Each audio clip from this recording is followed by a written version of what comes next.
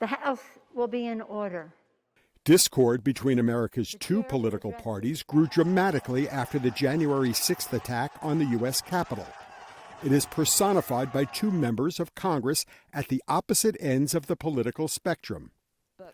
Republican Marjorie Taylor Greene, elected to Congress in 2020 from the southern state of Georgia, and Democrat Alexandria Ocasio-Cortez, elected in 2018 from the northern state of New York.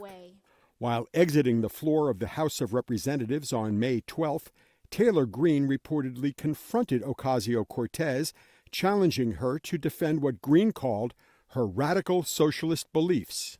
Ocasio-Cortez did not stop to answer.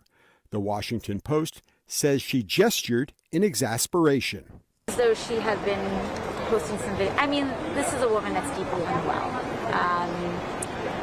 and clearly needs some help. So if we want to talk about assault, if we want to talk about aggressive behavior, you need to be interviewing the Democrats. And AOC should be able to debate her policy. Debate on the floor of Congress is not as combative as in the British Parliament. Did he make those remarks or remarks to that effect? Prime Minister. No, Mr. Speaker, and I think Nor have fistfights broken out among members of Congress. Yet.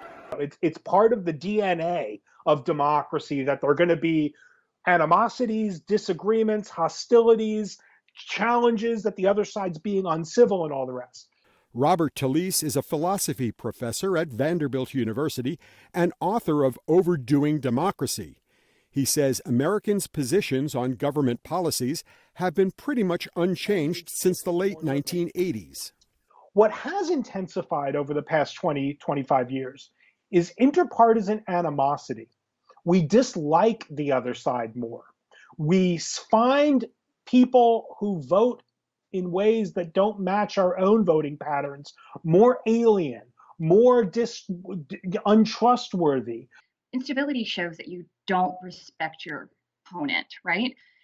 Which is something that is sort of saying this person isn't somebody that I see as my equal and somebody whose words I should listen to.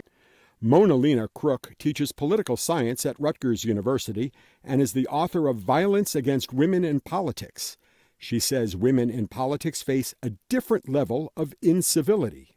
Public officials of lots of different backgrounds face potential hostility from the public, from political opponents. But when women, enter these spaces, they really seem to be facing sometimes that identity-based violence as well as that issue-based or issue-motivated violence.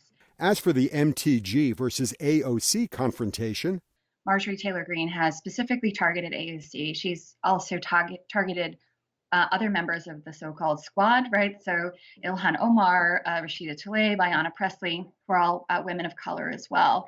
And I think it's quite interesting that, these aren't necessarily the most powerful, figures in Congress, not the most powerful, members of the Democratic Party. But the sharp rhetoric does have a wider impact. Winning the election has to do with getting people who are already on your side to behave as citizens, to vote, to give money, to canvass, to phone bank. And it turns out that animosity, resentment, indignation are really potent motivators for political behavior. Representative Taylor Greene's confrontation with Representative Ocasio-Cortez is being referred to the House Ethics Committee. Steve Redisch, VOA News, Washington.